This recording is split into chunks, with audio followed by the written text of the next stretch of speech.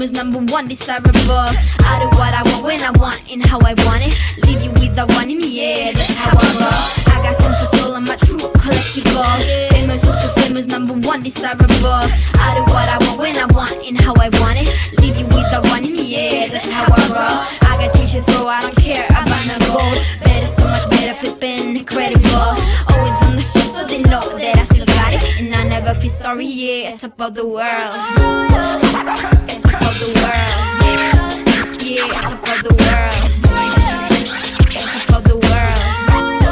Yeah, top of the world. Top of the world. Yeah, top of the world. Top of the world. Yeah, top of the world. When I hear him come like my views and then ba-bum.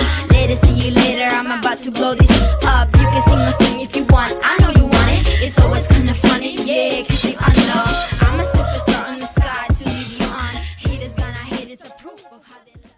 Hey guys, I'm Si. Welcome to Ace Podcast Nation, the home of my story. It's our original created series of basically a life story series. We've had all sorts of guests over the first couple of series. We're now into episode 6 or 7 of the third series. It's been extremely interesting, fascinating. Everybody's got a story, no matter what industry they're in. And I'm delighted to welcome today to the Eat Sleep Media Studios. It is Joe Robbins from the Experience Real podcast. How are you, mate? You okay? Dream living, mate. Thanks very much for having me. I appreciate it. I'm blessed to be here. Looking forward to getting into it, mate. Yeah, it's good. It's been so like obviously I did your podcast fairly recently, like as well. But in that time, then obviously I've been able to use this place here, which is nice. It's a cool spot, isn't it? This is what you need, mate. Yeah, 100%. And it's weird that we were talking with me when I was saying like I've got to get somewhere after Christmas now. I want to push on. I want to get somewhere where I can do some in-person stuff. Yeah. Do you feel like you manifested it a little bit? Yeah, Like, do you feel like that happens a lot for you? Because do you know what? I never would have like thought about that at all or said that was the thing. But like I read, or I have the audio book of the Secret, innit? Yeah. And I've listened to it like so many times on my phone, and I just listen to it going to bed and stuff, because I just think, you know, whether like it's the law of attraction and stuff like that, and I just think, all right, it could be just all crap, like could be bollocks, couldn't it? But what's the harm in listening to a positive message? Well, that's it, going to mate. bed or reading a positive message, and it is basically just all positivity, isn't it? Yeah. Well, if you don't believe it as well, like say for instance, you want to be like a podcaster and you want to build this big brand and whatever. If you don't believe it, you don't sell yourself with confidence for a start. So It's all, even whether it just fakes it enough for you to believe it, it's doing something positive, isn't it? It's 100%. Putting that message out there. It's so easy to like, you know, say, oh, that's a load of crap, that's a load of crap.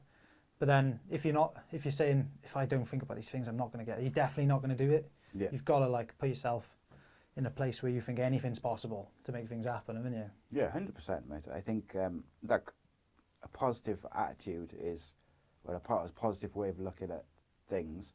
It's like it's so important, and I think I've learned that more in like the last 5 years. Yeah. Because you can get dragged down, like even if you're just a bit like I was very sort of negative, and I'd be like, oh, you're not good enough to do that. I can't do that, or I'd love to do that, or I wish I'd done that. But I didn't. Oh, it's too late now. Yeah. And I kind of just... We're all built with this self-doubt though, aren't we? We're all built with it. Like naturally, when you grow up, when you're really young, people are like, yeah, you can do that, you can do whatever you want. And then as you start to grow older and they start to see like what you're skilled or what you're not skilled in, people start putting a label on you and think that that's all you are, that's all you can ever be. When realistically, you can be whatever you want and you can turn things around at whatever age you want. It doesn't matter. Like just take for instance Cyril Gane or whatever in the UFC. He's like 32. He started MMA like 3 years ago. He's like madness. Interim heavyweight champion. Where did that come from? Like someone, like for instance, I'm 27 now. If I said I'm gonna start MMA and be a UFC fighter, like even me just saying that sounds crazy, doesn't it? And it is crazy. But he went and did that. It is possible. Like, but I'm sure there was a million people saying he's never gonna be able to do that. Yeah, 100%. And I think that's half the battle is, especially with social media these days. I think it's even harder for people, for young people as well, who are like teenagers. Like I look at my boy now, who's 17, and he's trying to find his place in the world. He's doing his A levels and stuff, and he's trying to work out. He's working, and he's like, I want to save money because I want to buy a house, but I also want to buy all this stuff. But then he's also got like friends who are just getting their money and just blow it on nothing. They haven't got to pay any rent or keep, and he's like, you can see the struggle in him, but he's working like a full-time job while also going to full-time school as well. Play. And because he wants, like, if he had his way, he'd probably save all his money and just like come out of education or whatever and university with a load of money saved. But just realistically, you can't do that, and you've got to pay bills, you've got to do all this stuff. But what I was saying is, like, with social media, I think it becomes even harder for young people to find themselves, and the self-doubt, because you just see there's so many people on there saying, oh, I've got this and I've got that and I've achieved this, and in reality half of it is just not real. It's things they've hired. Like, how many times have you seen a video where someone stood by like an expensive car taking like pictures for Instagram, and then the owner comes along and is like, get off my car? But if that picture goes on Instagram and they're like quite young, and then you've got kids like my son, 17, looking at that, and it's like, well, they're only 19. How have they got like this car? And it's hard, mate. It's just a false perception, isn't it? Yeah. You're just lying to people. Also, though, the trouble is, right, it's not just, it's easy to say like you're putting that perception out for everyone else to see, but you're lying to yourself as well. You're trying to base your value off something that doesn't exist. And also all this materialistic stuff. Yeah, we all do it. Like, we all want to wear nice clothes and drive nice cars and whatever. The top and bottom of it is, these things weren't even around 100 years ago. What did we do for the last however many thousand before that? It's all just stuff that's been implanted into our brains through like TV and media and stuff, telling us this is what you think is reality. It's not. None of this, like all this camera and everything, all this. Like, I look at like platforms like yours and mine. I say mine's platform like something small, but it's all just a place to try and put something positive out there. Although I think without anything at all, like any TV or whatever, we'd all be in a better headspace anyway. I think we're just trying to add a bit of positive into a negative place. 100%, You know? mate. Yeah, I was going to ask you that. That was literally going to be my sort of the next thing I was going to say is, like, we were talking before, I think it was off camera, but like how we don't really watch TV like at all. Do you reckon your outlook has changed since you stopped watching TV? You stopped like maybe watching the news or listening to the news, and just generally like all the things that just get thrown at you through like a TV, and you've got no control over like what's been said, what's coming. Like, do you think your mindset has changed since you stopped relying solely on that for your entertainment and stuff like that? 100%, mate. I don't know if you want me to go back to like how I started even thinking about getting into a podcast and whatever. I tell you what then, I tell you what, we'll save that one. It's kind of all linked in, you know what I mean? So, what I like to do with these ones anyway, but we got carried away, but it's just fine. We'll go right back to the start of like where it all began for you and sort of your upbringing, stuff like that. Yeah. So, really, I was amazing upbringing. Like, my parents, they're still together now. As much love as you would wish to have and whatever. And then I got an older brother, he's 6 years older than me. So, like, just growing up in the area we were in, like, it's a nice area at Crickowell, right? But, like, we're in, like, a council estate. It's, like, you know, a load of boys you're always bothering with. You're always out having a laugh. You're always doing dull things, like, at a young age. And then, like, I went to a primary school where there was, like, there was literally 3 of us in our year, right? I went to this primary school, like, out in the sticks. And then I went into, like, secondary school, and there was 100 people. Massively like overwhelming, I found it. And instead of like learning, and like you're saying about your son now, he wants to save this money and do his own path, but I just got dragged into everything else then, because I wasn't thinking about like I want to be smart, I want to get good grades and whatever. I was just thinking this is like a massive culture change. Yeah. So that's all I was concentrating on, was just like fitting in and everything, let everything go to pot really. I was never dull, but I was always just more involved in having a laugh, like getting chucked out of class, detention, suspended, all that sort of stuff. It was just happening like too regular really towards the end. I did alright, like got the GCSEs you needed to get a job and everything, but you know, I was happy to just play. Yeah, I was just playing up for I was smart enough to just get away with passing, whereas probably could have excelled and done well. Although looking back, I do think a lot of stuff you learn on is absolutely irrelevant to what you need in life. But I think that sounds quite familiar to me. Like, I was the same, and I think high school is such a different so different to primary school, because even like I noticed, particularly again with my kids as they went up from primary school, like the first thing they were saying is like the biggest change is like in the primary school the teachers are there, they're just trying to help those kids like read and write, but from the very first day in year 7 of high school, the teachers are just there. They're like, they want to stamp their authority, and they want the kids to be like, the majority of them, they want the kids to be fearful of them, so they're going to follow the rules. But of course, especially for boys, there's like this battle for dominance of like straight away in year 7, because you've got all these kids coming from different schools mixing as one, and there's like this battle for dominance of like which kid's going to be the hardest, which kids are the cool kids, which kids are this and that, and it becomes really difficult. And I think sometimes boys kind of get written off as like troublemakers or clowns or whatever, and they don't want to learn, or they mess about. And I think like in some ways it's got better with things like ADHD and stuff like that. Kids get a bit of help, and like it gets picked up quicker. But then also there's kids like myself and from what you just said, like you, like who were pretty clever, but like also were trying to fit in to a crowd, fit in with people who are within the year, which it just becomes like you don't necessarily achieve as much as you could have. No. But you're clever enough to, you can get through even though you miss some lessons and you're suspended for a couple of days here and there, and you're bunking off and messing about and getting sent out. You kind of coast through. What about like sport and stuff in high school? What was that? Were you, any particular sports for you? I like playing football and stuff. It was mostly just in breaks and everything. Never really played for a team. Played tennis, like I was quite good at tennis, believe it or not. Although wrong shape for that really. But I never really got into rugby and whatever. That's what everyone always says. You should play rugby. You should play rugby. Everyone says that in Wales, doesn't it? It's like, if you don't play rugby, why didn't you play rugby? Like, but when I was like 15, I was always bothering with boys who were like a fair bit older than me, like outside of school, like the boys who I grew up with on the street and stuff.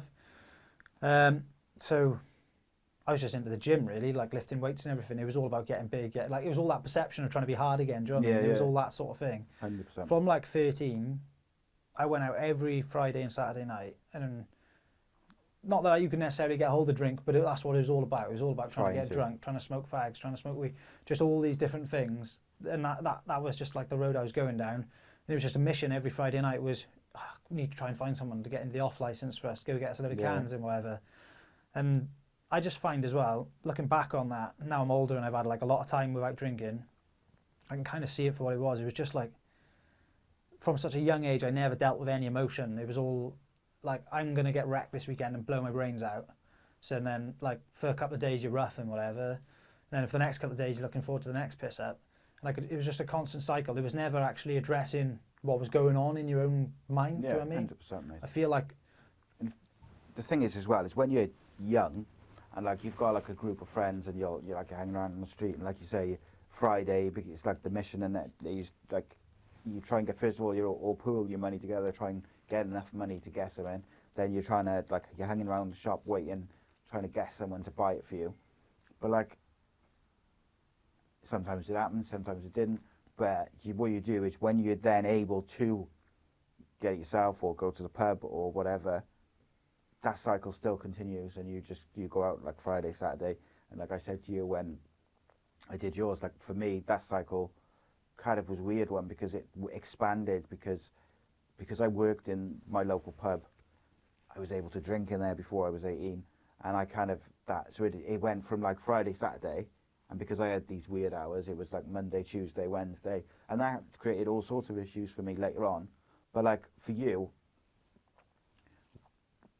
what was like, well, what was the average weekend for you, like as a teenager, and like when you just Friday night, Saturday night, before you're 18 and old enough to go to the pub and that?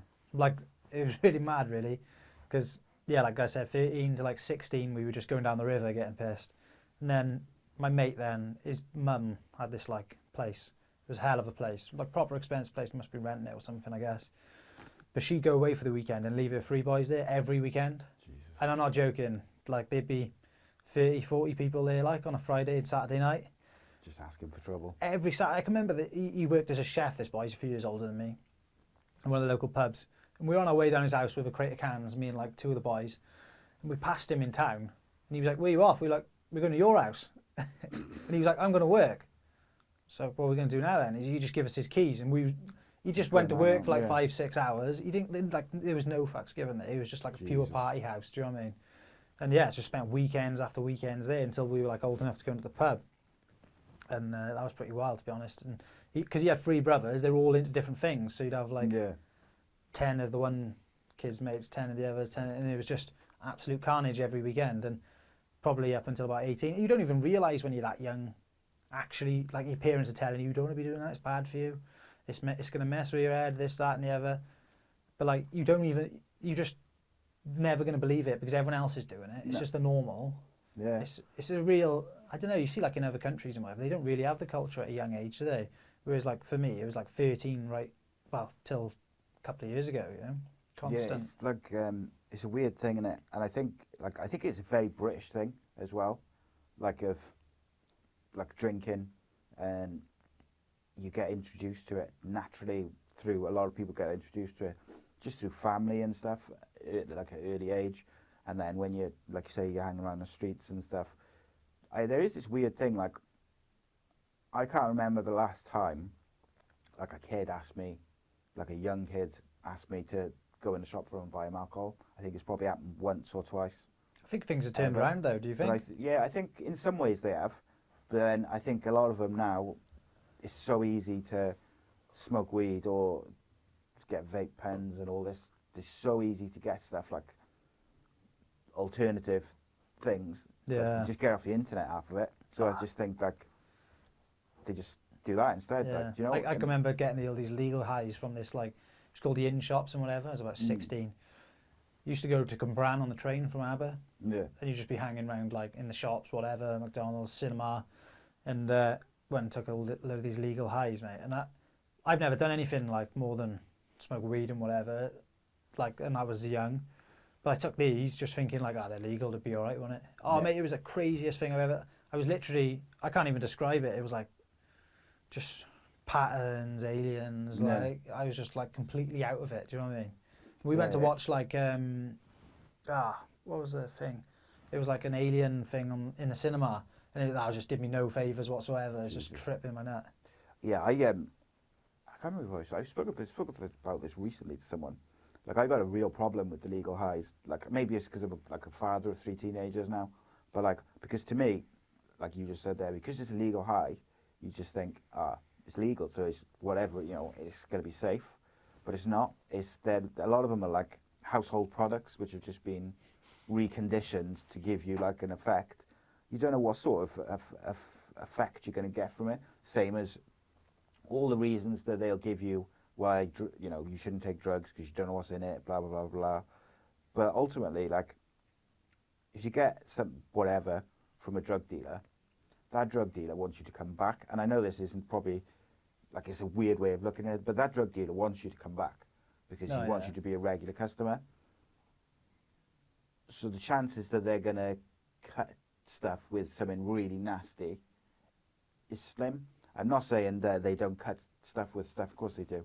Protein and all that, yeah, rather they do anything to stretch it out, don't they? But the chances of them like cutting it with, I don't know, whatever, like rat poison or something which is going to do like damage is slim because it's not a good business model, is it? If your customers you don't want to be killing your customers off, like, do you? So my thing is like they should just legalise the majority of drugs because one, you can tax it and all that sort of stuff, but also you can control the levels and what's in it and stuff like that.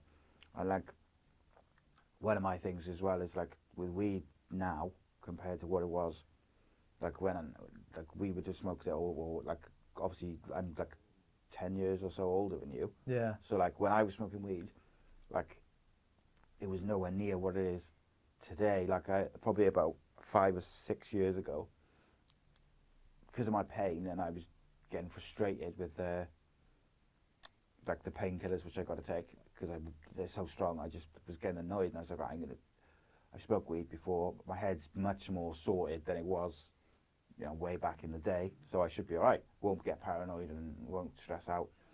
and I got some, and I smoked it, and it was fucking so strong, mate. It was unreal. And like, yeah, I hadn't smoked for years and years and years, but like, it just fried my brain. And like, I wasn't like I said to you on your podcast when I'd done mushrooms, and I was sat in the room with like my closest mates and stuff, and thought they were like against me. This was like, I'd smoked a spliff out the back garden, and I was watching TV with my missus, like, and I was just like, fuck this, cannot do that. Well, it used And to be like solid and everything, though, didn't yeah, it, years that's ago? it, mate. And my worry is for like people who do it, smoke it every day, all the time. It's got to be like frying their brain, even if they don't get paranoid and stuff like I used to. They've got to be like proper, like just messing with their head, or because just you're changing the way you like. You're changing the way your brain works, and whatever you Chemical imbalance, and it's all chemicals, isn't it? It's and all. if you do it every day, it changes stuff. Doesn't it?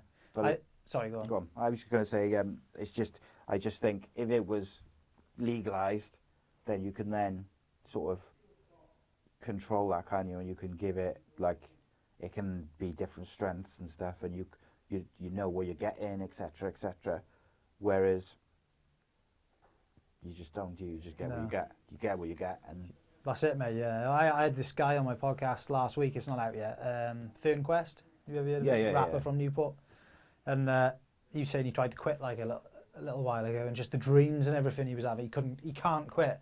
So there's definitely a chemical issue there, isn't it? Yeah, His body's got so used to it. He's like, no, we can't live without this now. You become dependent, don't you?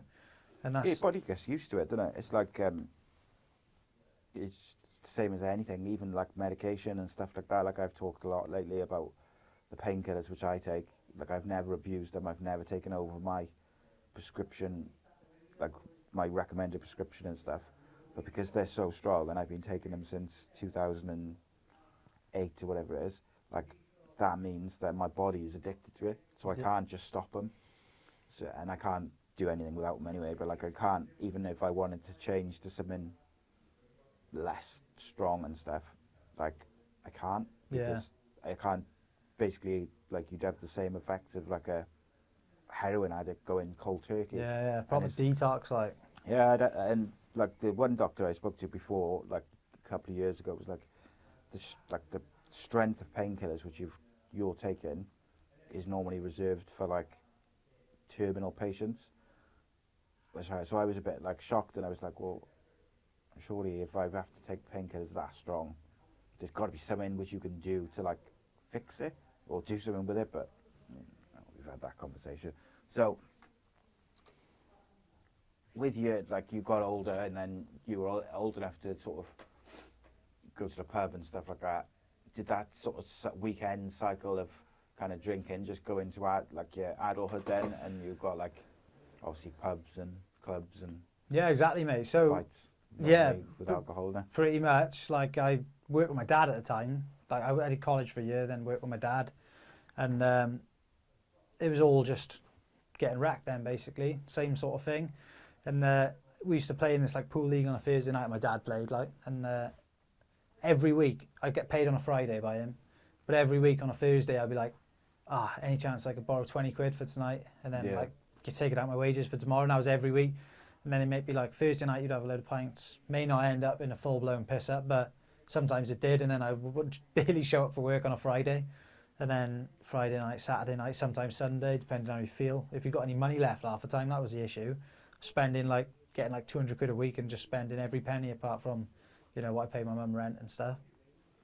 But it was all good fun, I suppose. Like, I look back on it in like two ways. I've learned loads of lessons through it, but it had to come to a head because, like, basically, I was just doing that all the time. You're going out, like you said, you end up in like a fight or whatever, and then all week you got this like guilty beer fear, they call it, don't they? Where you just feel like fucking shit, and you're worried about who you're going to see. You're going down to the shop to like get a sandwich or something, and you're like, I hope I don't see so and so. Or I could just see like faces, like from the weekend, and I'd be like, I know I was speaking to them, but I don't know what happened. Or like the boys would be like, I can't believe you did that, or you fought so and so, it's just stupid shit, man. It's good fun, like, I suppose, and we did some crazy things, like the holidays away, they're the best, aren't they? I don't know if you've been on like a lad's holiday or whatever, but yeah, they are. They're quality. It's one of those things, like you said about like seeing people like I used to have this thing. Like, I used to have to get the pub where I worked was right by the Rada train station, and then that train took you into town. But it was like you had to go past all like Llandaff and on the way into town, and it was all the people from Ponty and stuff on the way in would be before Rada, like so. And like I used to have this thing where I'd get pissed up and stuff on the Friday and the Saturday, and then I'd have to get the train in the morning, like all week, but like Monday morning was the worst.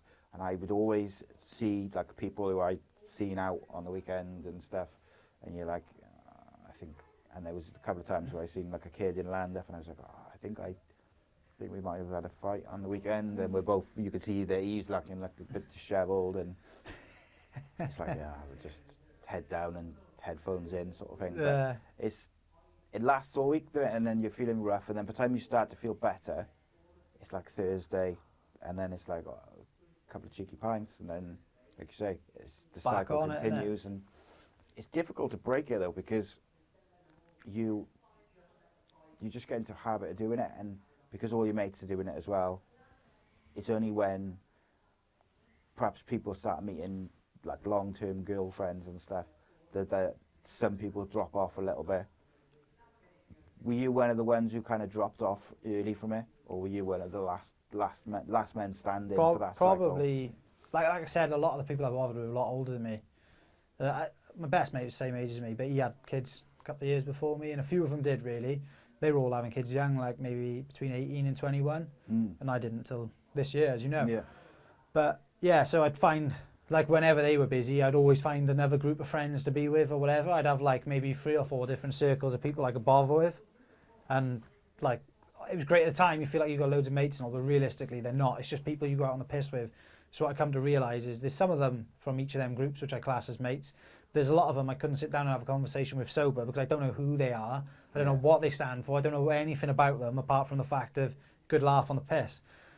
And that's all like well and good and fun to talk about, and you have a great laugh and whatever, but at the end of the day, it just doesn't mean anything, does it? And then you start to realise then, so basically, I don't know how many years ago it was now, like 4 years ago, me and my missus, there's a festival down the road from where we live called Green Man Festival. Yeah. It's literally like 2 miles from my house.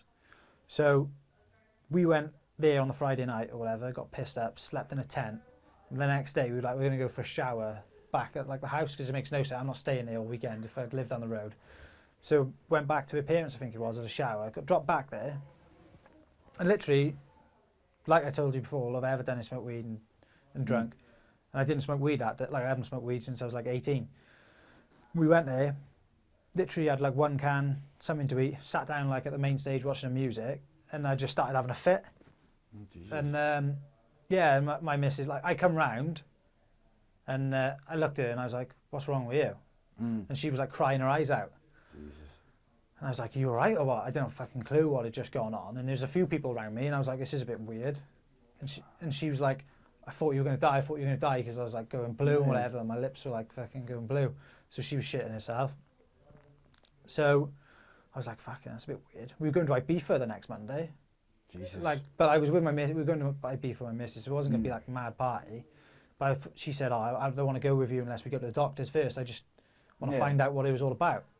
So I went there anyway, and he was like, it's probably nothing, but you can't drive for a month for a start. Let's just do that and then see where you're at. And then went back to see a neurologist then. And she's like, something not right, like behind your eyes and whatever. So it's like, righto, send me for some scans. And this is like then 6 months later, and because at the time I was still working for them, but working for Western Power. I was climbing poles and stuff, working with live electricity. So they're like, you can't do your job anymore. You need to just like sit tight and just hang around in the yard. And so I was just like, just felt a bit broken at the time. Like, what the fuck? You don't know what's going on. Don't know what's the matter. Nah. So then I had these scans, and basically at like the 6 month mark, if you've had a fit or whatever and it's unexplained, you can start to drive again. So I had my license back at 6 months. Bought a new car, insured it, started driving around. 1 week later, I had a letter from the scan result saying that you've like got epileptic. Well, not. It's like you got epileptic tendencies because you only had 1 seizure. They can't by right say you got epilepsy. Yeah. So they're like, you can't drive for another 6 months. So just fucking spent all this money on like car insurance and everything to just say, "No, you can't do it again."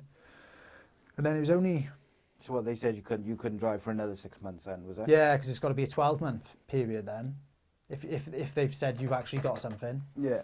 So I was like, "Fuck's sake!" And then still in work, they were like, "Can you work? Can you not?" And I was like, "I don't know." And then in the end, they just give me an office job there. But man, I tell you what, it doesn't sound like anything that serious, and it's not really. I haven't had anything It's got to be since. scary though, isn't it? Like But having a fit. Yeah, It's well, scary enough, but then also not for me, but it's for the her it was. But Well, yeah, but the aftermath of it, I suppose, it's got to be scary because you're waiting and waiting and waiting and constantly for months, and those months can feel quite long. yeah, Particularly if you've had driving taken away from you, you've had your job taken away from you, or at least the job that you were doing. Like, of course, you're going to feel a bit like you said, broken. You're in limbo, aren't you? And Yeah. you don't know what's next. yeah. Well, you know what that's like, don't you? That's the worst bit, mate. You're ringing them up and you're like, "Just get me an appointment." And in the end, we paid private. Find out what's happening. Yeah, That's it. 12 months in, I was like, "I'm paying private." My boss is on my back. Like, "What are you doing? What's going on?" Oh, 100%. Everyone I see, like, it's 50 people in work. Every time they see you, any news? I was just getting pissed off. I was like, you're just messing me around all the time. So pay private. And then, thank God, he was like, look, chances are in the future, there's more likely that you're going to have a seizure in the future than not. Let's just put it that way. He said you shouldn't bath on your own, you shouldn't drink, you shouldn't. For the last 12 months, mate, because I was so pissed off and annoyed with everything, I was going out and getting rat-assed like all the time. Every time I went out, I was getting smashed because I didn't know that it was an issue to drink when you, if you've got epilepsy and you drink more than a few pints and you have a shit night's sleep, that's like a cocktail of like, triggers. And mad really, because I don't know how I haven't had one since, to be fair. Yeah, in it's that surprising 12-month you period. didn't have one in that period when you were drinking heavily, but yeah, I do know what that's like because even when I was just it took the ages to diagnose my Crohn's disease, like because it was basically where the ulcerated colon is. It's like right in the middle, so like I had cameras up one end, couldn't find anything. I had cameras down the other end, couldn't find anything. And in the end, it was like a tablet which I had to swallow, which was like a camera like that, and you just swallowed it, and then it just travels through your system. And they found that like it was like in the middle, if you like, where they couldn't quite reach either side. But in that time, they had told me, because they did the first, like the went up your arse, whatever, and they said, "Oh, you haven't got Crohn's." So my boss is on my back, like because I'm constantly off with like issues with my stomach. But then when I am in, I'm kind of going off to the hospital for scans and appointments and all this because they're trying to work out what's going on. Obviously, it was pre-COVID as well, so like you can get an appointment and see doctors at that point. But like they were on my back, so they said, "Oh yeah." So I'm relaying every bit of information I get. I relay to you relay to your boss, don't you, and say, "Oh, so they know what's happening." And I said, "Right." They said I haven't got Crohn's. They're still looking. But then, like 6 months later, when I had that other scan, I had to go back and say, "Oh yeah, I have." And he's like, "Are you taking a piss?" Because like I had so much time off work because of that, and he was like, "You've just said 6 months before that they've said that wasn't that." And I think I had to get like a letter to say, "This is what's the matter with him," like and I do see it from his point of view at that point, because I was always either off with like illness or because they got Crohn's disease, like, and it was untreated at that point. But like I know what it's like to have a boss, because they've got a business to run, and especially like with you, like you were at polls and stuff, like they need those guys to send them out and do all the various you feel like a jobs and the burden, work. don't you, though? Yeah. Do you know what I mean? Yeah. It's really difficult because you feel like, and that's the thing. I don't know what it was like for you, but like when I was having time off, I felt like I was taking a piss, and I felt like I was like I was being a problem, like, and I couldn't have gone to work, and it was just I was very ill, but like I felt like I was trying it on, even though I wasn't, because of the way I didn't have the best manager at that point. In fairness, like he was a bit blunt, like, and in some ways I really liked him, but in other ways, like when stuff got bad, he was like the worst kind of person to have as your manager. But on a day-to-day basis, he was awesome. Yeah. Because if you did your work, go to the pub half day, whatever. That's when you see who someone is, though. I think, isn't it? Is when things start going. He was just old school. Like he had that old school mentality, I think, and I think like when my physical health problems led to kind of mental health problems as well, he just didn't understand it like at all. So it was like, you know, there was one point. I probably shouldn't say this, but there we go. There was one point where, so my missus, we just had, well, it must have been first kid, might have been second, but we had a baby, like weeks old, and my missus, it might have even been the third one actually, because he was really ill, and my missus was really ill. Like my missus had eclampsia, so like it was a bit touch and go for both of them for a while. And I phoned. She had come out of hospital or whatever. She was at home, so I was in work, and I went, I've got to go home because I need to go and look after the baby because she's ill or whatever. She's got whatever it was. And he said, well, can't she do it? I was like, well, no, mate, that's what I'm telling you. Like, she's not able to, so I need to go and do it. And he was like, just that kind of, that old school attitude, I guess. A battle, like. Yeah, it was just, and it felt like a battle in the end, and I think that led to a few clashes, but. Mate, it happens, isn't it? Like, yeah, it's just frustrating being in that stage where you don't know. And mate, I can remember, right, this is like how fucked the system is. Like I fell over playing tennis one day, right, my arm was fucked. It just kept getting worse all night, so I thought I'd go to A&E. So I went down, I had a scan. They're like, yeah, you've broken your elbow. So I was like, rang my boss then. Oh, look, I broke my elbow, I'm not going to be in like for 6 weeks or whatever. Then I went back to see the specialist on Monday. He's like, nah, it's just bruised. Just got a deep bruise. So I got to ring my boss then, right? And be like, all right, yeah, nah, it's not broke. He's just thinking you just wanted a couple of days off, didn't you? No, they fucking told me it was broken. You look like a right prick, didn't you? Sorry, am I allowed to swear? Yeah, crack on. But you feel then like you're taking the piss, but you haven't done anything wrong, like. No, I know. They just make you look like a clown, don't they? Oh, big time, mate. But I even recently, like I can't talk about that. No, we'll skip that bit. But like, you know, when you had that fit, like it sounds like it had quite a thing, like a big impact on your missus, and it sounds like the aftermath was quite difficult for you in terms of like being in a bit of limbo and stuff.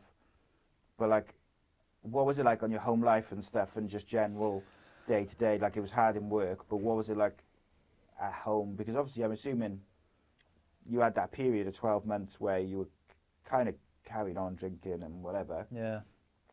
And then you've got the other period there when you've got to make some changes, or you're going to potentially be ill. Look, tell me a bit about that. Yeah, like well, both periods and the crossover there. It's not like a time I look back on and I'm happy with myself, to be honest. Me and my missus been together like 6 months, or by the time this happened. So, like, we had a really good Quite stage, early you know. days, yeah. Yeah, and then that The fun happened. stage. And to be fair, like, she showed me who she was in that time, because I was not a very good person at the time. And I don't mean like, you know, going out getting pissed and doing like bad things, fighting or whatever. I mean just like not a nice person to be around, because I was just always like pissed off. I'd say I was depressed, to be honest with you, at the time. And like, I was just like, I'll be happy when I know what's happening. I'll be happy when this, rather than just being like trying to accept it. I think if it was now, I've learned so many lessons from it, but I was not a good person to be around. Like, she could not have been enjoying herself living with me, because I was just getting angry over the little list of things. But really, it was because of that. And really, it was just because, like, I don't know. I've always felt, it may sound crazy, but I always felt like I was invincible. Like, nothing could touch me. Do you know what I mean? Up until that point. And then I was like, oh, fuck. Like, it kind of broke that down for me then. And yeah, I was like depressed. And it's quite, like, what I'd say as well is like, I had like suicidal thoughts and stuff, which I talk about it a little bit, but they were definitely there. And it wasn't so much like planning or plotting I was going to do it, but it'd be like, not driving down the road, but that's like since then anyway. But like, I don't know, you're walking across something, you're thinking, oh, what if I just like jumped off here? What if like, or you're in the car, whatever. Driving down the motorway, and you think, oh, I could just just swerve off here. It's like, it's not so much like, oh, I want to kill myself, I want to end my life and all. It's just like, I just feel like you've got tunnel vision, and you're just like, I can't find a way out of this. And that feels like an easy option. It's not like, I see some people, they talk about it being like a selfish thing and whatever, and I suppose there's an element of that. but really, like I just felt like a massive burden on everyone Yeah. around me, just because I wasn't being very nice. And also you just feel like I just want a way out of this like torture I'm going through. Although like it may seem like it's nothing big, but I feel like people suffer through little things. And yeah, I don't know, man. It's tough, hard. isn't it? It's hard, mate, because I think what people sometimes don't understand with like people who end up sort of killing themselves or like stuff like that, or trying to sometimes, is it's not, when people get to that stage, it's not like a selfish thing. Like at that point, it's when they want the pain or the trauma or just the never-ending cycle of feeling a certain way to stop, but also they understand how much their never-ending cycle is affecting the people who they live with and the people who love them and the people who are trying to kind of pick them up and drag them out of that cycle. They know, like, even as much as you're kind of depressed and you're caught up in your own feelings and your mental health and stuff, you're well aware of like the upset and the problems and how it's making your missus feel or your family feel or your friends feel, and you just want it to stop. And I think people forget that. The impact on others is as much as it is on you. Like, yeah, like I said, I was like, just not a nice person to be around. And I found as well, right, like when everything then was hunky-dory, as in like, all right, you know where you're going now, you got your license back, you got your thing, And this, that. Take it away again. Yeah, well, no, even like after that, right? So say like when I'm back, like now I can drive and now I can do whatever, and then I wasn't drinking and all. And you feel like everything should go back to normal and I should feel right and I should be happy. Yeah. But it's a weird thing, right? Because them things won't make me unhappy. It was something else. Do you know what I mean? I know like them things have been the catalyst, but really you should be happy. You could find happiness in anything and gratitude in anything that goes on in life. And that's the thing I learned since then. Because like when everything started going right, I was like, I should be feeling better, but I'm not. I felt like I created it's weird, right? Because up until the point where I had these like the suicidal thoughts or whatever, I'd never unlocked that part of my brain. This is like how I describe it, right? But once I'd made that pathway, I feel like I tarmacked the road to that. And every time I started feeling down about anything, I could go straight there. Right. Doesn't matter, like, you know what I mean? It was like 0 to 100 straight away. Like. It was never there before, but now this road's been created. It's so easy to drive back to that bad place. So I've like got a load of techniques and a load of things I try to use now to keep that fucker closed. Like, it's hard work though, because like even the battle to stop yourself going straight down that road, and like even now, like I find that like I can get from real like on a high and real good to real low, like real quickly. Like it can happen really quick, and before I've even realised it, I'm like I'll be just sat on my own, like feeling a bit shitty, and I'm just like, hang on a minute, like half hour ago you were like on top of the world, excited about whatever, and now you're like, oh, I can't do this and I can't do that. And you're right, once you've opened that door, it's easy to go back to it. And I think the battle to stop yourself getting there is hard. Like, what about, so once you knew what was going on, did that change your outlook? Because I'm assuming you had to change like things about your drinking and stuff like that. Yeah, so probably since then I've probably only been out like a dozen times, probably only half a dozen, to the point where I've got absolutely trashed. I had to like basically turn my life around, and it's kind of how this like kind of integrates into the podcast, I suppose, because at that time I was like, because I knew I wasn't right, like I was having all these feelings, all these thoughts and everything. I knew this isn't me, this isn't like what I'm destined to be. I'm not going to like pursue this path of feeling sorry for myself forever. So I was like watching loads of podcasts, like loads of Joe Rogan and stuff like that. And then I come across like David Goggins and Jocko Willink and all these other characters. And like it was inspiring. I was like, these people, which I don't know, who I'm just listening to talk, are making the biggest impact in my life than anyone I've ever met. You know what I mean? It was crazy. I just didn't get it. I was like, you hear people talk, oh yeah, motivational people, or this, that, and whatever, or it's a load of bullshit. It is if you don't listen to it. Like, but if you listen to it and you take it in, you take it on board and actually apply it to your life, it can make a hell of a difference. And then I found started running and everything like that. And yeah, I was like, just watching David Goggins, it was like, do the hard things to make the rest of your life easier, and that's what I just started doing, man. Like, but I'm not so much now. But like, yeah, just got into my running, got into my fitness, and just went like full psycho on that for a bit, and that just turned everything around. And I kind of found like meditation and cold water exposure and all these other things, and then also just being happy where you're at, like just actually think to yourself, like, I am happy where I'm at. I don't need any of all this external. This is what I was talking about earlier. I don't need the cars. I don't need the houses. Like, I'm not being funny. Like, every now and again, I get these crazy thoughts, like I'd happily go live in the woods, and I don't need any of this. I feel like turning off my Instagram, my Facebook, the YouTube, and just going, because like I'm talking about all this stuff, right? But I'm not living it. I'm telling you, like, I'd be happy doing that, and I genuinely think I would be. And sometimes I think to myself, why aren't you? Do you know what I mean? Yeah, it's hard work though, isn't it? Because I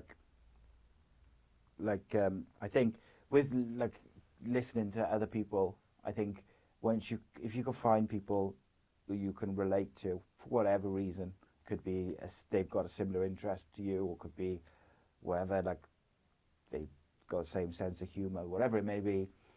But once you find that person or a podcast or whatever, something, and then you can relate to it, it's easier then to listen to what they're saying and take in what they're saying, and like you say, apply it to your life and stuff.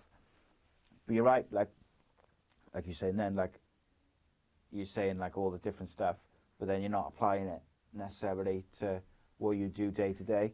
Like one of the things which I think, I can't remember if I talked about this on when I came on your podcast, was like one of the things which was really stressing me out when I first, like probably the first year and a half of doing like podcasts and YouTube and stuff, was like I was getting really stressed about like, oh, the views aren't going up, the views of this, the views of that, and I was like, it was really bothering me. Like it would be like, you'd have a guest and you'd think, right, this is going to be a good one, this is going to be a good one, and then like 10 minutes after you've dropped it, you're like, oh, there's like 5 views, and I was getting really stressed out, like to the point where it was making it not fun. Yeah. Like I wasn't enjoying it because I was getting so stressed out about, oh, it's not taking off, or it's not doing this, and it's not doing that. And then once I kind of got out of that thing and just said, right, it's going to do what it's going to do, I'm going to just do it because I enjoy it, and then we'll just see what happens. Just keep plugging away, innit? That's kind of like, I spoke to you about that before as well. And I suppose it's kind of going down the same rabbit hole, isn't it? Of you thinking like, and then you do like naturally start taking out people. You just having like you base your days on how successful your videos are, and it doesn't matter. Like that's the same thing I'm trying to do now. I'm just like, does that bother you sometimes if you think like you got whatever guest and you think, oh, that's gonna be a good one, and then maybe it doesn't go as well? Because I was speaking to Cullen from the Central Club podcast about it. Like he's had a couple recently. He said, oh, I thought they were going to do like really, really big numbers, and then they did all right and they did good, but like they didn't quite hit the heights he thought they were. And I think I'd experienced that a lot, and I was just like, it's this weird thing, isn't it? Like, yeah, I'd be lying to you if I didn't say that. Like obviously it affects you. It's like that's kind of why you're doing it to a degree, and you want more people to see it. You want to impact more people.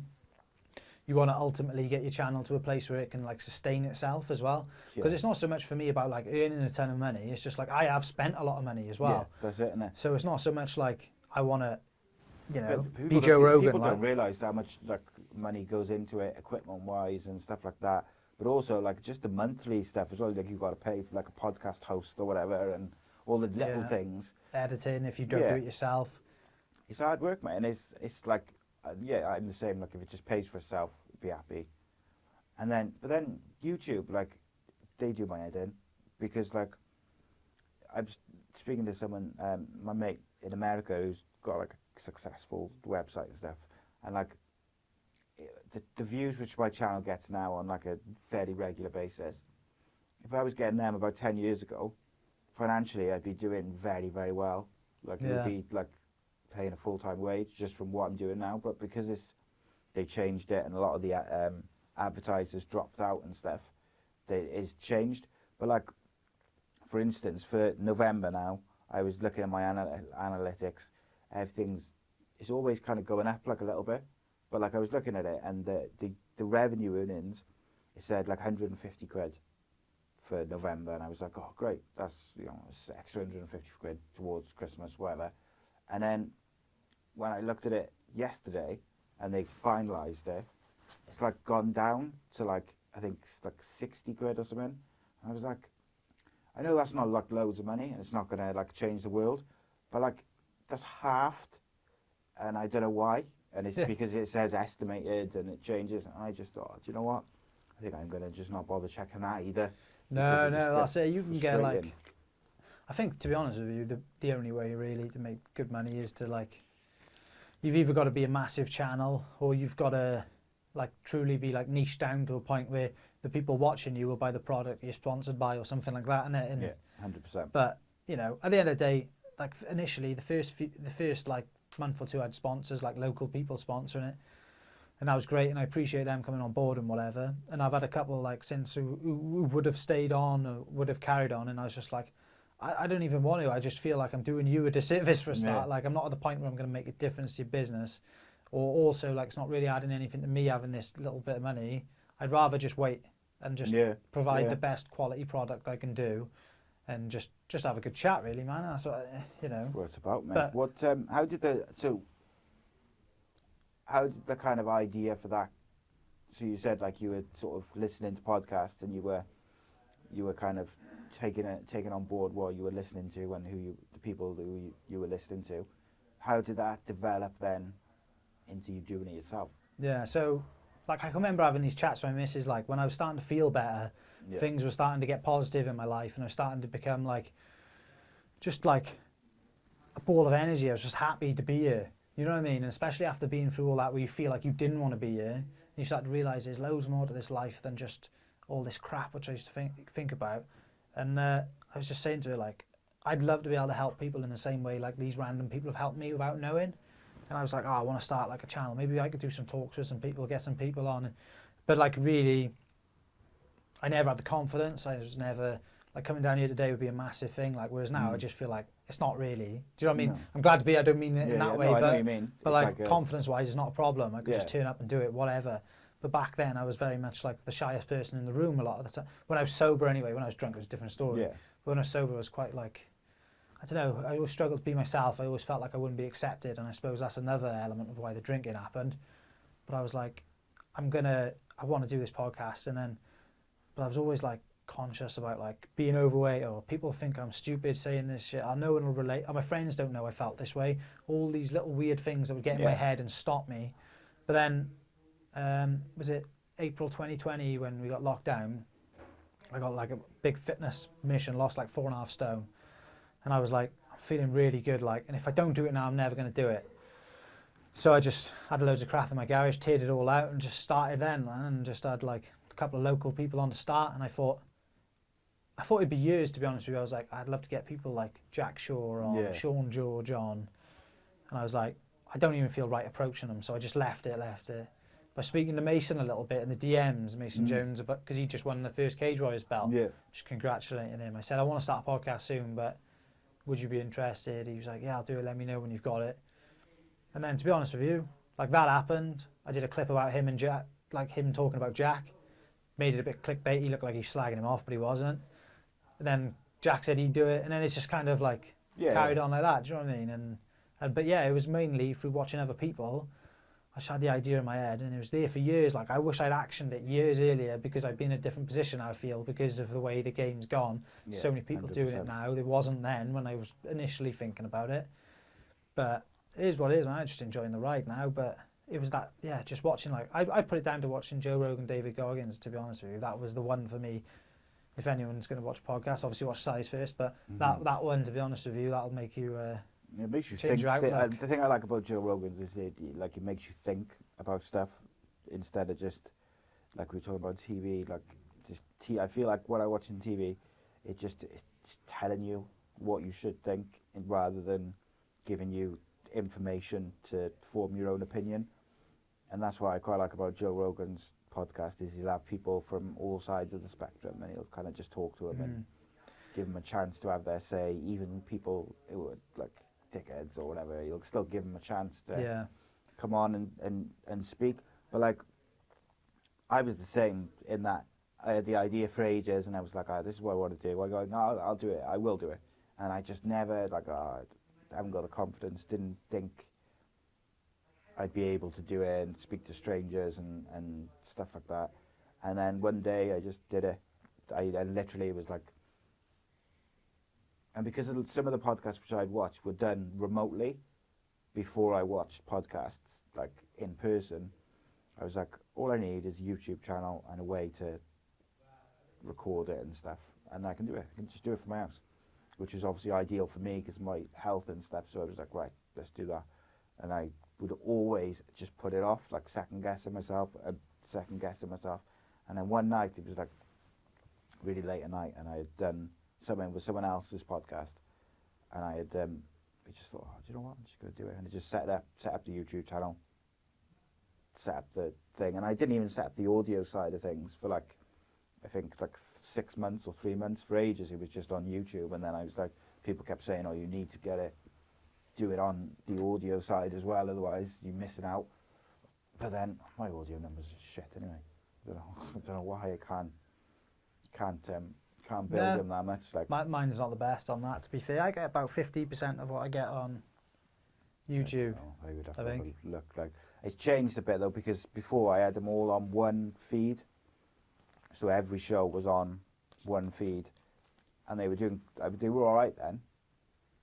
They'd say like sort of 10 or 15% of what I'll do on YouTube maybe. But like then, when I went with the Sports Social, which was great for me, like that's helped me massively in a number of ways. But it's divided all the shows up, which I think is then you're relying on people to go and find it again in a different place. So I think that's been a bit. So you're solely got your one show on with them then? Yeah, so before it was just Ace Podcast Nation, and then so all my shows were just on that one podcast feed. But then when I went to them, I asked them if I could change it to rather than just one feed. And I think in hindsight I probably should have just left it, because it was starting to pick up, like do pretty well at that point. But I said, I think if I put it as like Danny Batten Fight Show, you kind of get like, because my thought was, if there's might be people who just want to listen to MMA stuff and boxing, but they don't want to listen to football and whatever. So like, if I put them separately, then you can kind of build a separate base of people. But I don't know. I think it seems from the YouTube stuff that people just watch it. They watch them all, sort of thing. So I'm the same with podcasts, to be honest with you. I don't think I listen to the odd one on Spotify. I've never listened to like a full podcast on Spotify with no visual. The only one is Joe Rogan. He's got visual on Spotify, isn't he? Yeah, I don't know. I can't get that to work. You'd have to tell me how to. I can't get Joe Rogan's video version on my Spotify's. Can't you know? We'll have a look at it. But yeah, to be honest with you, like he's my go-to to go back to every time. And sometimes I feel like I haven't got very many viewers, to be honest with you. But you know, if I get like someone message, like a few people message me, it seems to be the same people watching and whatever. I'm like, I just find it mad. Yeah, I'm it's just weird, like, isn't it? what are you doing, like watching me? Do you know what I mean? Because I've still got a lot of them like confidence issues if I'm not like treating myself well, if I'm not running, if I'm not eating right, if I'm not meditating, if I'm not doing whatever, or just thinking positively. You start going down that rabbit hole, don't you? Of like, 100%. Fucking hell. Or like, say for instance, like, I don't know if it happened when you were coming, I'm like, fucking hell, so and so's coming now, and I'm like, at the start anyway, it was very much like, fuck, I would like stress out before someone came, and I'd really get like ate up, and I'd be like, what if I say this, what if I do that, whereas now I'm just like, it is what it is, mate. Do you know what I mean? I used to do loads of prep as well, and maybe it's not a good thing that I don't, but I don't necessarily feel like doing all the prep ever helps, because you feel awkward in asking questions about things you already know. Do you know what I mean? Yeah. You'd rather break it down on the spot. But like, I had this weird thing where I used to, like, I'd have my laptop or whatever, and I'd have like loads of notes and different things, and I just felt like the one of the things I was really like, this is what it's going to be like, was that every show I did was going to be like just a natural conversation, and it goes wherever it goes. If it goes completely off the rails about something completely different and not what we're supposed to be talking about, then that's what happens.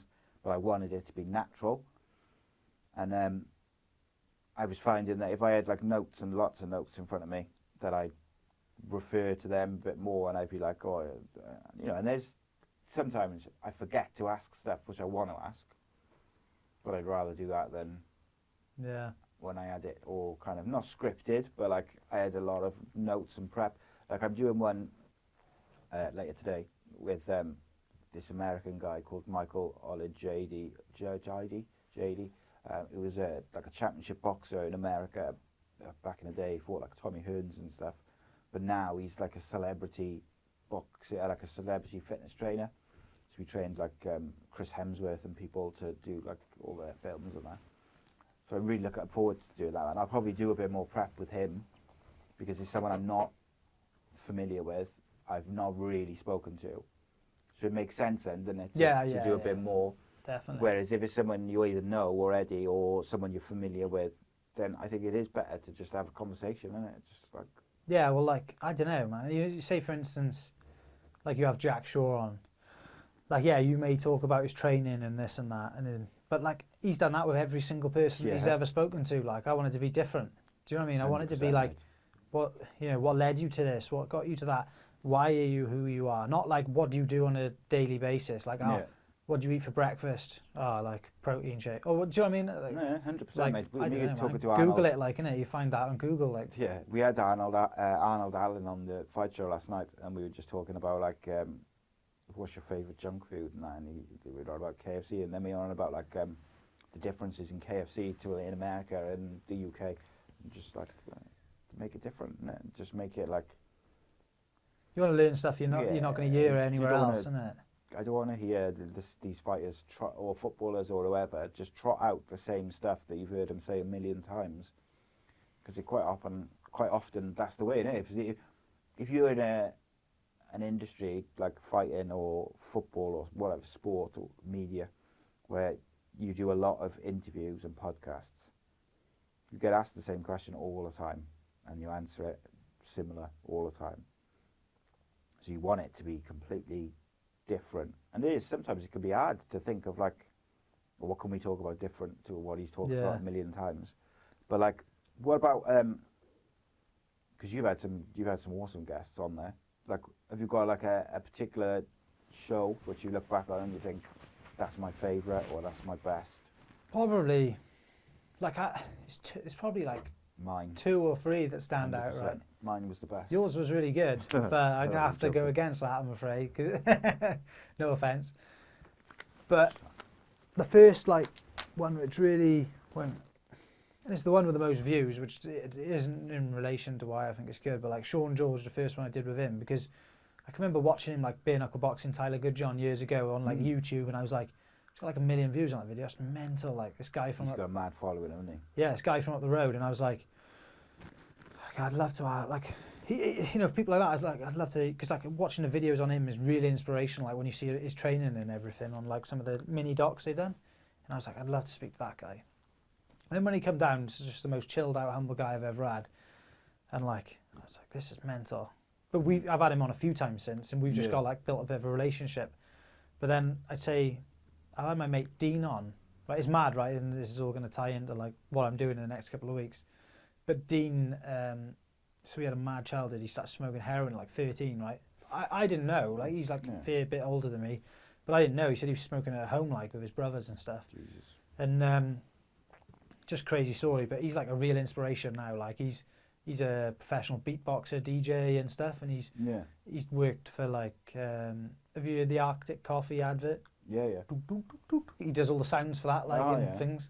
And he's done some crazy projects. He's like performed in the Royal Albert Hall, and like from going from like a 13, 14-year-old like heroin addict to where he is now, mate, is so inspirational. And then like Jack Marshman, right? I didn't know that I was going to go. Never met him, never spoken to him really. When he come on, man, we just had such a laugh. Like he's just like one of the boys in there, just like going back and forth, talking like piss up stories, this, that, and the other. And but tomorrow night, I'm having all 3 of them in, right, to do like a 4-person podcast. Oh, nice. And we're going to set up like a fitness challenge for January, and we'll compete against each other, and it's all going to be on an app which is tracked to see who's winning all throughout the month. Cool. I like that. So that's That'd going to be good. It's going to be something different, like something that that's I just want to do things I'm actually excited about as well. You know what I mean? 100%. Because like I want to mix it up. I don't want to just I don't know. I love doing a podcast. Don't get me wrong, but I wanted to like add a bit of doesn't have spice to just it. innit? the thing is though, right, the way I look at it is like, going back to like the TV thing as well, it's like, you can create whatever you want to create now, can't you?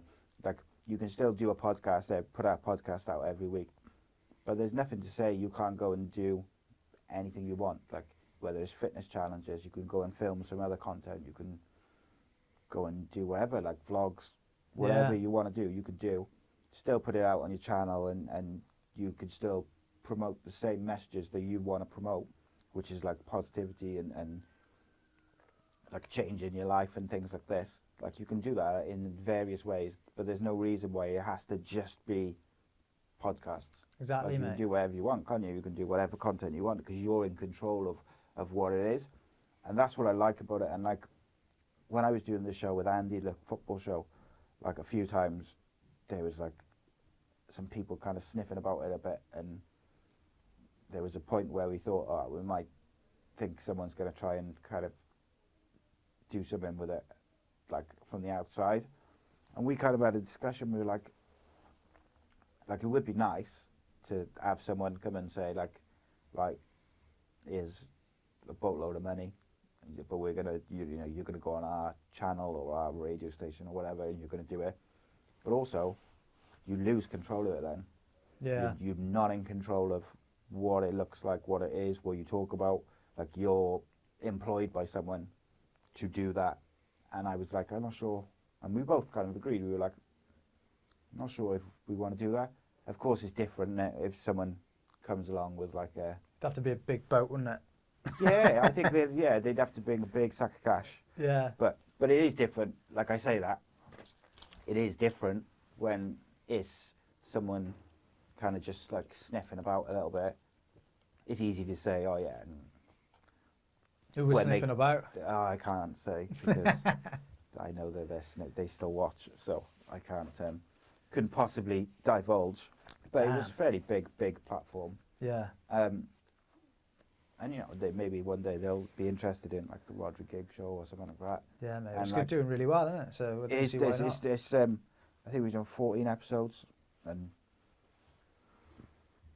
I thought it was going to take a bit longer to kind of kickstart, but like he's got quite a big following anyway, and like he's one of those people who's just really sound, like really easy to talk to. So like we get on really well, and we have a laugh and talk football and that. But like, yeah, he's just one of those people, I think, which people gravitate to. Like, they just seem to find him. Yeah, he and speaks easy well, to- doesn't he? yeah. He seems like a genuine guy. But what I like about him as well is he's like, I think me and you talked about this the other day. Like, I'm too old for bullshit these days. Like, I'm too old for falseness and people pretending, like saying one thing and doing another. Like, I need real people in my life, and I think sometimes that's why my circle's so small now, because I ain't got no time for bullshit. I just want like real people, and he's brutally honest. And like sometimes questions will come up to him about his, stuff that's happened, and you're like, oh, I don't know if I want to ask this because we're supposed to be talking about football. But he says all the time, just ask whatever. If I don't want to answer, I won't answer. But he answers everything, and he's so brutally honest. It's like funny. Yeah. Because he just doesn't. You've care. got to love people like that, though, haven't you? That's like a similar thing. Oh, he owns it, mate. He owns it. He didn't do anything wrong. So No. why should he have to, like, why should he change the way he is, and why should he be afraid to say anything? He did nothing wrong, like, so. No. I know, I always felt, I watched his James English one, like, and... It's weird though, right? So, like, you've had some awesome guests on yours, and like a couple of them, I'm trying, like the Shaw and George one's really, really good. And I've seen, I've seen people who've been on yours, I've seen people who've been on mine and Central Club. And then I've seen them go on to be on other podcasts, like bigger podcasts, like James English. So I had Rodri on like about 18 months or maybe even longer than that before James English, but obviously didn't get anywhere near the numbers and the traction. And then Cullen and the Central Club people had the John Action the week before, and they released it the week before James English did it on the Cardiff 3. And I thought the Central Clubs was better because I think they related to it more because they're from Cardiff. So it was like they were talking about areas of Cardiff and stuff that they knew, and they knew people who were involved and things like that. Whereas to James English, and there's not his fault, it's no disrespect to him, like it's just, it's like a story to him, isn't it? He's like, he's coming down, he's meeting a stranger, it's a story in a different part of the world. Like, I just felt theirs was better, but they didn't get the same traction because he's built up, you know, and fair play to him, he's built up an incredible channel. I spoke to him a few times on like Twitter DMs. He's really he's a really cool guy. And like when he was just starting to kick off, I was speaking to him quite a lot at that point, and then kind of as he got bigger, he stopped responding. But you know, he's busy as he travels around the country to do his podcast, doesn't he, as well? I got speaking to him because like the Brecon Radnor, which is like a local paper to me, like seen the podcast, one of the editors was a listener. Oh, okay. And said like I want to do a piece on it, and it was like the middle page. It was mad, and like they said, Did you keep it? Yeah, I got it somewhere. I don't know where, but it's not on my wall or anything. Like It's on the wall of the podcast, like, straight at the back. No, I should do, but I don't know. It feels a bit cringe, so Got to keep it though. got to keep it definitely. And I said, "Fucking hell." I always thought I was being the paper for going to fucking prison or something, not for doing a podcast. Someone out. But yeah, like he was one of my inspirations. Like I put down in the paper, so I sent him a photo of it. Like, and I just thought, hey, you won't see it. But he messaged me back saying keep going or whatever. I just said, oh, I'd love to have you on if you're ever in Wales, and he was like, yeah, I'll let you know. Obviously, it's never come to fruition, like, but. Yeah, that's why. So that's what I was going to say. Like when I was speaking to him, and he was quite small at the time. When I first spoke to him, and I was like, oh look, I do like a podcast, so I would like to tell your story because obviously you tell other people's stories. And he said, oh yeah, okay. And then he doesn't want to do it, mate. I don't think. No, I don't either. I get that vibe from him. He doesn't want to talk about himself at all. Yeah, a few people have said similar, and like a few people have offered him the chance to do it. I know he got offered like from a TV company to do it as well, like BBC or someone like that, and he turned it down. There's some dark shit in there.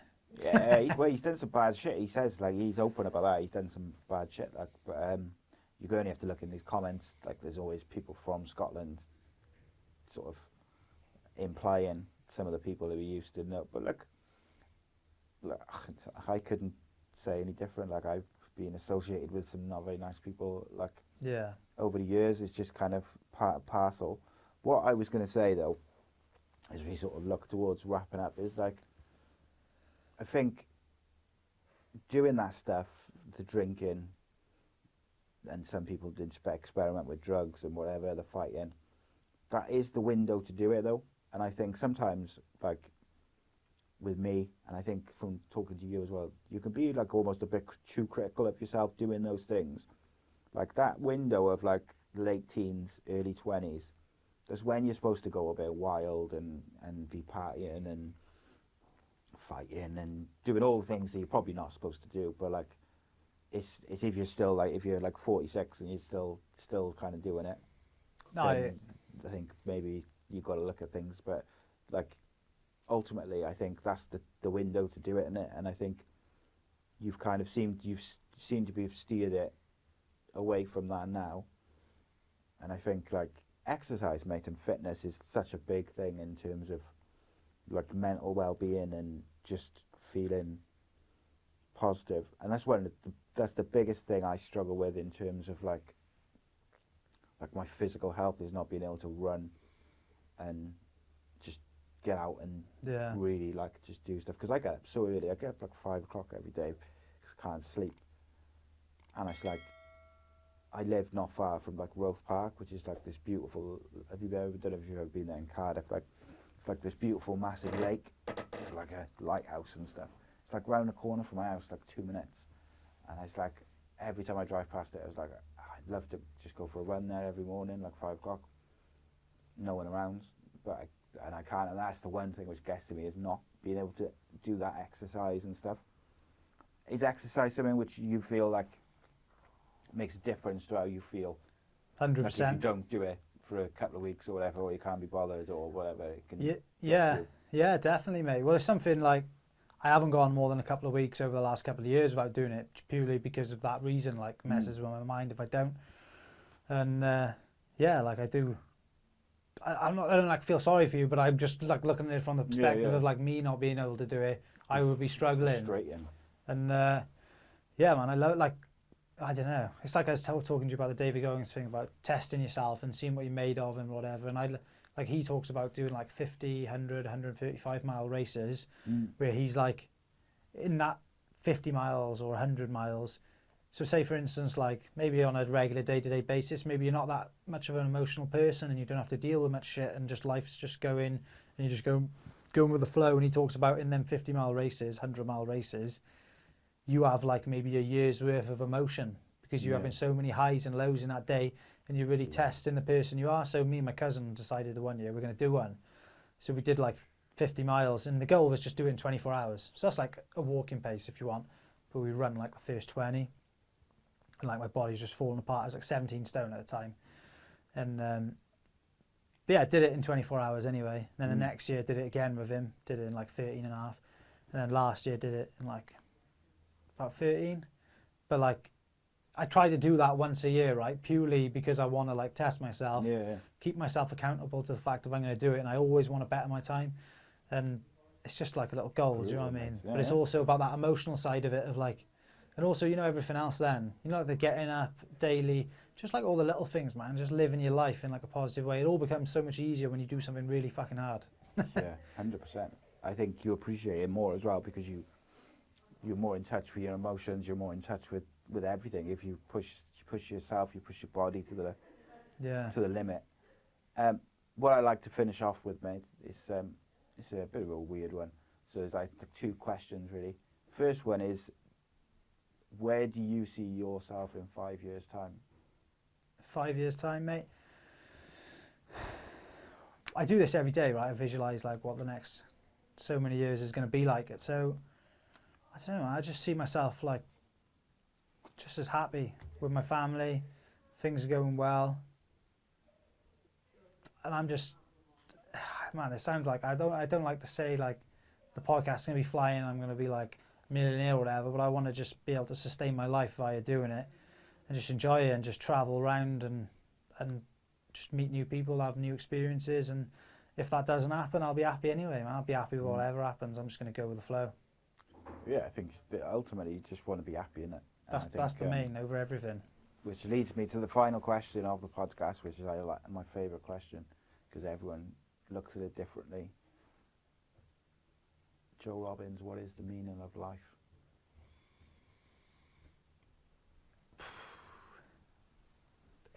Is there a meaning? I don't know. Like I think it's just experiences, people you meet, connections. Forget all the bullshit and just, like I said in the previous question, I suppose, just be happy. But for me, it's all about connections, meeting people like yourself, meeting different people. That's why I do podcasts as well. Another selfish reason that is, but you meet great people. You have experiences like love. I feel like all these different things, man, like deep family connections. Don't just live in your hole or inside yourself. Like get out there, explore, and just make the most of what everything is. Don't even know if that's the meaning. I don't even know if I answered your question. No, but that's what it is. That's why I like the question, because some people will look at it as like, what is life to them. Some people will look at it as, what do they want to get out of life, and then other people will look at it as a more direct question of like, what's the meaning of life, and like from a overall sort of prospect. But yeah, I find it interesting. But listen, mate, I really appreciate you coming down. Cheers, and mate. Joining me, and of course a big thank you to Eat Sleep Media as well. Thank you very much, guys, for letting me use your place. I appreciate that always. Guys, do subscribe, youtube.com/AcePodcastNation. Subscribe to Joe Robbins Experience Reel, YouTube, podcasts everywhere, innit? Yeah, that's it, mate. Can I say one more thing? Yes, you can. Of course you can. Just want to say, like, anyone who wants to go out there and like chase your dreams, pursue anything, just believe it and just set yourself on it and just get after it. Like, you have 60,000 thoughts a day.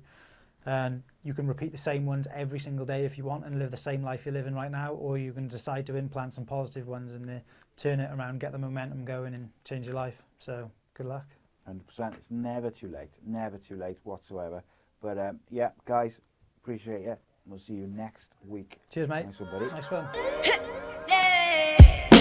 I got tons of soul, I'm a true collectible. Famous, so famous, number one, desirable. I do what I want, when I want, and how I want it. Leave you with the one in the air, that's how I roll. I got tons of soul, I'm a true collectible. Famous, so famous, number one, desirable. I do what I want, when I want, and how I want it. Leave you with the one in the air, that's how I roll. I got things to throw, I don't care about no gold. Better, so much better, flipping, incredible. Always on the show, so they know that I still got it. And I never feel sorry, yeah, top of the world. Top of the world. Yeah, top of the world. Top of the world. Yeah, top of the world. Top of the world. Yeah, top of the world. Top of the world. Yeah, top of the world. When I hear him come like fuse and then ba-bum. Later, see you later, I'm about to blow this up. You can sing or sing if you want, I know you want it. It's always kinda funny, yeah, cause you know I'm a superstar on the sky to lead you on. Haters gonna hate, it's a proof of how they Right, cheers, mate.